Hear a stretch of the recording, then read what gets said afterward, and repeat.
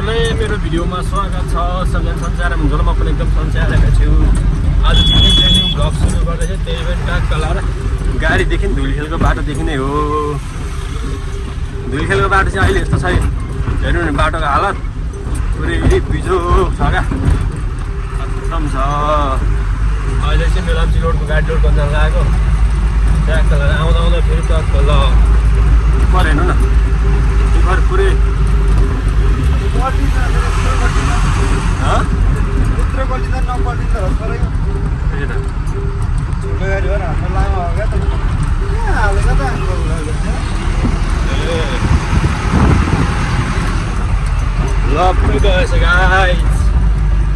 लग्न आएको नि हजुरले अलिक ग्याप भइरहेछ। त्यही भएर हजुरले कहिले अल्छी लागेर ग्याप भइरहेछ।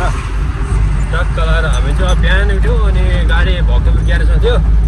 ग्यारेजबाट लिएर सबिन भाइ र म अब मेलम्चीतिर ट्रिप गर्ने हिँडेको। अब गएर बनेपा जानु छ। बनेपा गएर पाल सिलाएर अनि टक्क लगाएर हामी जान्छौँ मेलम्ची।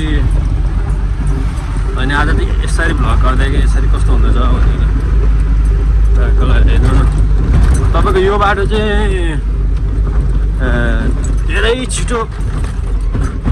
छिटो बन्नु खोज्यो, तर अहिले बर्खा लागेर खत्तम भएको छ। तपाईँको राति चाहिँ आयो भने 2-3-4 फर्ची दिनै पुरै कोल्टेर बस्या हुन्छ, कोही फसेर बस्या हुन्छ। अस्ति अनि हाम्रो गाडी पनि जाममा पऱ्यो 2-1 घन्टा जति टिफरले गर्दा। बाटो चाहिँ यता यहाँसम्म यस्तो छ। अलि पर गएपछि चाहिँ अगाडि पिच छ। यो 3 नम्बर खतम हुन्छ। हेर्नु नै अब बर्खा लाग्यो। गाइड्स 3 नम्बरमा क्यामेरा चाहिँ अलि हल्लिरहेको। म चाहिँ गाडी उखालेर होला टक्क लाएर यतिकै भिडियो बनाउँदा मजा आउँदछ हौ।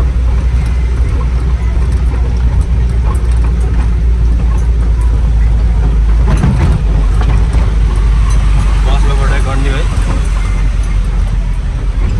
ल ओभरटेक गर।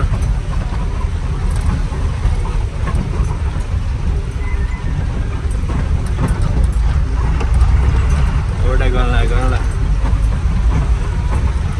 सुपर गरिहाल्छ नि। हाम्रो पो टोडाको त देख्नुहुन्छ अगाडि सेनाको गाडी। कति वर्ष पुरानो गाडी हो यो। राजाको पालाको गाडी हो त्यो है। हेर्नु न बाटो चाहिँ पुरै खतम छ क्या हिलोले है। पुरै हिलो गाडी जहाँ कहाँ अहिले त गाडी फस्नु आउँछ। बिजोग छ। जापाइती जानु पनि गाह्रो छ क्या अहिले। त्यही भएर हामी कुनै ठाउँमा टिप गर्नुभन्दा अगाडि जानुभन्दा अगाडि पहिला बाटो हेरी बुझी अनि मात्रै जानुपर्ने हुन्छ। आजभोलि चाहिँ भ्लगमा देखिरहनु भयो होला गाडी खसेको मात्रै आउँछ मेरो आजभोलि। किन भन्दाखेरि अरू बेला खासै भिडियो बनाउनु टाइमै हुँदैन। त्यही गाडी खसेको पनि एकछिन फोटो हुन्छ, त्यतिकै भिडियो बनाइदियो। त्यही हो। त्यो अगाडिको त्यो ट्रक छ नि खतरा भाइरल भएको नि सबिन्यो। त्यो चाहिँ हाम्रो पार्किङ सन्दिक हो। यो छ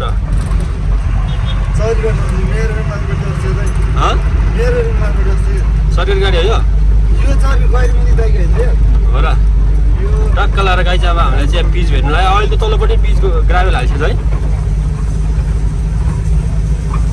बाटो चाहिँ खतम छ अहिले। भाइरल देखेछ त्यो गाडी टक्क लाएर चाहिँ। अब यहाँ 4 नम्बरमा आएको थियो। 3 नम्बर गियर डाउन गरेर अनि 2 नम्बरमा हालेर बिस्तार जानुपर्ने हुन्छ। नेपालीले त्यही हो एकछिन ढिलो भयो भने पछिबाट हरान ठोक्ने र अनि ओभरटेक गर्न खोजिहाल्छ। बाटो हालेर यस्तो छ अगाडि के छ कसो बुझ्नु छैन। त्यही हो बाटो जहाँ कहीँ हिलो। यो स्कुटरवालाहरू त यार किन्नुपर्छ। हाम्रो त टोडाको गाई टोडा त खासै त्यति साह्रो फरक पर्दैन।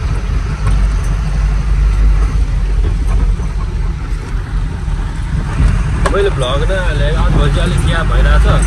ग्याप किन भएको भन्दाखेरि तपाईँको अल्छी लाग्दो रहेछ क्या। टक्क अल्छी लागेपछि अनि कसै बनाउनै मन लाग्दैन। यस्तो मिहिनेत गरेर बनाएको हुन्छ अनि त्यहाँबाट भ्यू चाहिँ अलिअलि आइरहेको हुन्छ, सब्सक्राइब गरे हुँदैन। त्यही हो, सबैजना नयाँ हुनुहुन्छ भने चाहिँ सब्सक्राइब गरिदिनु होला है सबैजनालाई। अनि भिडियो कस्तो बनाउनु पऱ्यो, के बनाउनु पऱ्यो कमेन्ट गरिदिनु होला। अब बिस्तारै बिस्तारै अहिले टडक्क बनाएछ, जे छ अब म अहिले जे छ त्यसमै बनाउनु पऱ्यो नि त होइन। अब केटाहरूले बाइकमा बनाउँछ भनेर बाइक खोज्नु भएन, आफूले आफ्नो जे छ त्यसमा ट्याक्क बनाउने। अहिले बिस्तारै बिस्तारै होला भन्ने आशा छ। तर क्लियर आउँदैछ यार। हाम्रो गाडीमा चाहिँ फेरि धेरै उफार्छ क्या। तपाईँको त्यो हाम्रो गाडी उफारेपछि चाहिँ अनि भिडियो ठ्याक्क राम्रोसँग क्याप्चर गर्नु पाउँदैन। मेरो प्लान चाहिँ अब गोबर किन्ने प्लान थियो। अब राम्रो अहिले किन्न सकिँदैन, गाह्रो छ अहिले। अहिले मेरो फोनबाटै भिडियो बनाइरहेको छु मैले। त्यही हो। अब यहाँसम्म त्यो अफरोड छ, यहाँभन्दा अलिक त्यो पर देखिन्छ चाहिँ पिच छ, त्यहाँ चाहिँ पिच भेटिन्छ। जाम पऱ्यो कि अब आज प्रायः जहिले जाम हुन्छ क्या यहाँ त। 2 नम्बर हाल्यो ट्याक्क लारिने। हाम्रो गाडीको फेरि 2 नम्बर गियर चाहिँ यस्तो पावरफुल हो तपाईँको। 2 नम्बरमा खाली गाडी जहाँ भने त्यही उठ्छ क्या। पुरै हिलो लेखेर जाम भिडियो कस्तो बनाउनु पऱ्यो, के बनाउनु पऱ्यो भनेर तपाईँहरूले कमेन्ट गरिदिनु होला। अब खासै म पनि भर्खर सुरु हो, बिस्तारै बिस्तारै राम्रो गर्दै जानु पर्ला। त्यही हो। आयसले ओभरटेक गर्नुलाई हाम्रो आयसले बाटो छैन। यहाँ चाहिँ यस्तो पोल्टिन्छ कि लोडमा यार, खालीमा त यस्तो पोल्टिन्छ है सबै। त्यो अहिलेको त्यो बस्दा सुत्ला जस्तो गर्छ होला है यहाँ त। सानो टायर 7-12 त नि। हेर्नु न बाटो यस्तो छ। भिडियो बर्खा लाग्यो। अब यहाँबाट त्यो अल्टिफर आएको ठाउँबाट पिच भेटिन्छ क्या। त्यहाँबाट पर पुल बजारसम्म पिच भेटिन्छ। पिचमा त फेरि छक्को छ हो त हाम्रो गाडी। त्यही भने यत्तिकै सुत्यो खायो यार टिफरको होला नि। अलि डिल च्यापेर सुत्यो त हुन्थ्यो नि।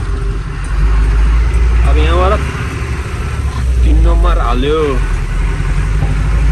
अब 4 नम्बर।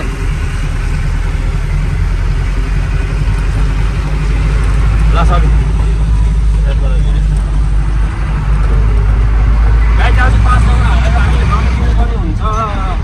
बाटो बिग्रिसक्यो अलिक हुन्छ खतरा छ क्या। बाइक बजाएर हाल्ने रेस्ट हुनु पऱ्यो नि। सागामा आइजान्छ केटा हो भिडेर बाटो। बाइक वालाहरू त यहाँ उहाँले भेट्नु त्यो बाइक वालाहरू हाम्रो 6 गियरमा रन्किने हो। बाइक स्कुटर त पुरै ओभरटेक हान्ने हो। आज चाहिँ फेरि ब्रेक मिलाएको, ब्रेक राम्रोसँग मिस्त्रीले मिलाइदिएको छ क्या। तपाईँको अनि ब्रेक हान्दाखेरि एकपट्टि ब्रेक बेसी लाग्ने बनाएको छ, एकपट्टि कम लाग्ने बनाएको छ। अनि कस्तो ब्रेक झ्याप हान्दाखेरि एकपट्टि ताने यस्तो गर्छ क्या। त्यो आज के हुन्छ कस्तो हुन्छ तपाईँले म देखाइहाल्छु। बाई बाई गाडी। सो गाइज ट्रक लगाएर हामी चाहिँ अहिले बनेपा नालामा छौँ। देख्नुहुन्छ बाटो तपाईँहरूलाई थाहै होला। बनेपा नालामा को थाहा छ। एकदम पानी जमेर डुबान हुन्छ है। ट्याक्क लगाएर बन्दै रहेछ यो पुलहरू के रोड बन्दैछ। अनि अहिले चाहिँ बाटो एउटा सिङ्गल वे बन्द सक्यो यहाँ। अनि त्यो भएर जाम परिरहेछ यो अगाडि। हाम्रोहरू माथिसम्म हेर्नु जाम परिरहेछ। बाटो घाला जस्तो हेर्नु न। यो कारवाला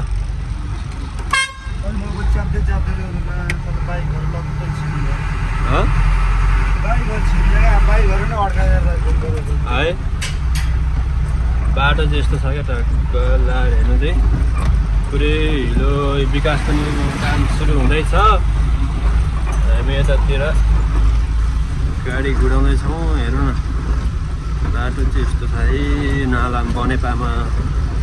खतरा अस्ति त तपाईँको यो पुरै यो सटरहरू पुरै डुबेको छ क्या।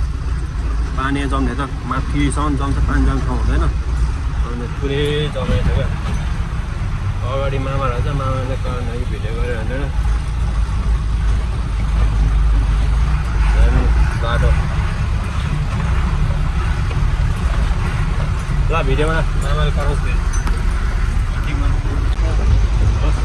खानु अगाडि मामाले आउँछ गाई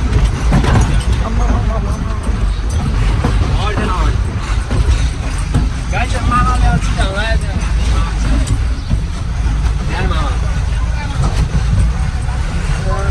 रिसले बुम भएर रिसले बुम भएर बसी त बाइकले चाड्दैन। मामा माइजू काकी काकी